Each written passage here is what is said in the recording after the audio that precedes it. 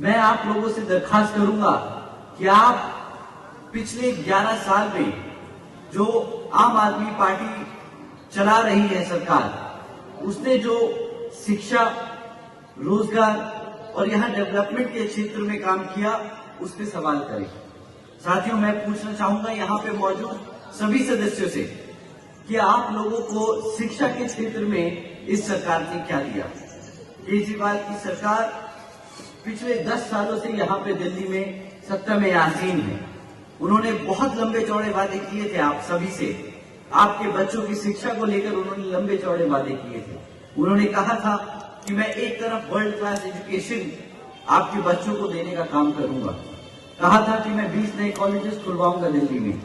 परंतु हकीकत तो ये है साथियों कि आज जब 9th में बच्चा 9th में पहुंचकर फेल हो जाता है क्वेश्चन अपना बोर्ड पेपर में, तो यहां पर सरकार जबरदस्ती इन बच्चों को दोबारा से 9वीं के परीक्षा दिलाने की बजाय इनको ओपन स्कूल बोर्ड में डालने का काम करती है, जहां पर आपके बच्चा पास हो या फेल हो, केजरीवाल जी की सरकार को कोई फर्क नहीं पड़ता, क्योंकि national institute of open schooling के डमे डालने के बाद बच्चे केजरीवाल जी की जिम्मेदारी नहीं होते। परंतु इन बच्चों को केजरीवाल जी की सरकार अपनी रिपोर्ट कार्ड में ट्रांसफर स्टूडेंट्स दिखाकर अपना रिपोर्ट कार्ड ठीक कर लेती है और हर साल आप लोगों के बीच में आकर बोलती है कि हमने 9th में तो इतने सारे बच्चे पढ़ाने लिखाने का काम किया है। हकीकत तो ये है साथियों कि अगर 40% से ज्यादा बच्चे जो 9th में फेल हो जाते हैं और एक बार जब फेल हो जाते हैं तो उनको आगे बढ़ने की जो क्षमता है, जो एवेन्यूज हैं, जो मिलने का जो जरिए हैं आगे बढ़ने के शिक्षा के क्षेत्र में, वो खत्म हो जाते हैं। और आप सभी जानते हैं कि इन सरकारी स्कूलों में किन समाज के बच्चे पढ़ने आते हैं। आप जानते हैं कि हमारे पिछड़े समाज, एससी समाज के बच्चे ही यहाँ सरकारी स्कूलों में पढ़ते हैं। जब यहाँ पे शिक्षा का ध्यान नहीं दिया जाएगा, एक तरीके से हमारे समाज को रोकने का काम किया जाएगा, हमारे बच्चों को अनपढ़ रखने का काम किया जा रहा है। यही केजरीवाल जी की सोच है साथियों। इनकी सोची समझी साजिश है हमारे समाज के बच्चों को आगे बढ़ने से रोकने की, क्योंकि अगर हमारे बच्चे पढ़ लिख जाएंगे तो अपने समाज के हकों के लिए लड़ना जान जाएंगे। पर साथियों, ये चाहते नहीं कि हमारे बच्चे अपने समाज के लिए लड़ने का काम करें, क्योंकि अगर वो लड़ेंगे तो वो जान जाएंगे, समझ जाएंगे कि इनकी किस तरह नीतियां हमारे समाज को, हमारे एससी एसटी ओबीसी समाज को पिछड़ा रखने की साजिश कर रही है।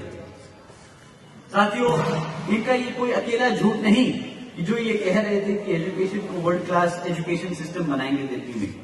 इनका दूसरा झूठ कि हम दिल्ली के युवाओं को रोजगार देंगे। केजरीवाल जी ने 2014 में वादा किया था और फिर कि 8 लाख रोजगार देंगे, और फिर 2022 में फिर से वादा किया कि वो 20 लाख से ज्यादा नौकरियां देने का काम करेंगे हमारे युवाओं को। और केजरीवाल जी का सच क्या है? सत्ता में आने के बाद यहाँ पर दिल्ली में सिर्फ मात्र 12,500 नौकरियां दी गई। 11 सालों में सिर्फ मात्र 12,500 नौकरियां दी गई। ये भाई साहब इतनी लंबी लंबी फेंकते हैं। इन्हें पॉलिटिशियन नहीं, इन्हें ओलंपिक में एथलीट होना चाहिए था, जहां पे फेंकने का काम किया जाता है। अगर ये इतनी वहां पे फेंकते तो शायद एक आध गोल्ड मेडल निकाल जाते, परंतु यहाँ नेता बनकर जो उन्होंने फेंकने का काम किया है साथियों, इससे सिर्फ और सिर्फ हमारे समाज का नुकसान हुआ है। इन्होंने तो मौका भी मिला, इनको मौका मिला हमारे एससी एसटी ओबीसी समाज के लोगों को वो पद देने का और उन्हें काम करने देने का मौका मिला। जब ये लोग, इनके उप मुख्यमंत्री और मुख्यमंत्री दोनों जेल में थे, तो इन्हें नया मुख्यमंत्री और उप मुख्यमंत्री नियुक्त करना था। इनके पास क्या पूरे 70-72 सीटों पे इन्हें एक एमएलए नहीं मिला एससी एसटी का, जो ये चीफ मिनिस्टर बना सके? आप ही बताइए, क्या आपको मिला दिल्ली का एससी या एसटी ओबीसी समाज से चीफ मिनिस्टर? हाथ उठा के बताइए, मिला कि नहीं मिला? नहीं मिला ना। ऐसा तो है नहीं कि आम आदमी पार्टी से कोई एससी या एसटी या ओबीसी समाज से नेता चुन के ना गया हो विधानसभा में, गए थे। परंतु क्यों केजरीवाल जी ने हमारे समाज से किसी को भी उप मुख्यमंत्री या मुख्यमंत्री नहीं बनाया? ये भी एक बहुत बड़ा सवाल है जिसका जवाब अब आप आने वाले विधानसभा में वोट सही पार्टी को डालकर देने का काम करेंगे। साथियों, मैं आप लोगों के बीच में स्पष्ट कर देना चाहता हूं कि केजरीवाल जी एससी ओबीसी विरोधी हैं, आरक्षण विरोधी हैं और बाबा साहब विरोधी हैं। क्योंकि साथियों, केजरीवाल जी की ही वो आम आदमी पार्टी है जिसने सुप्रीम कोर्ट में एससी एसटी रिजर्वेशन में सब क्लासिफिकेशन की याचिका लगाई थी। आप सब जानते हैं कि आदरणीय बहन कुमारी मायावती जी ने आपको सब कास्ट कैटेगराइजेशन के बारे में समझाया है कि इससे हमारे समाज को किस तरह बांटने का काम किया जाएगा, और इसकी याचिका ये आम आदमी पार्टी ने लगाई, ये अरविंद केजरीवाल जी ने लगाई है।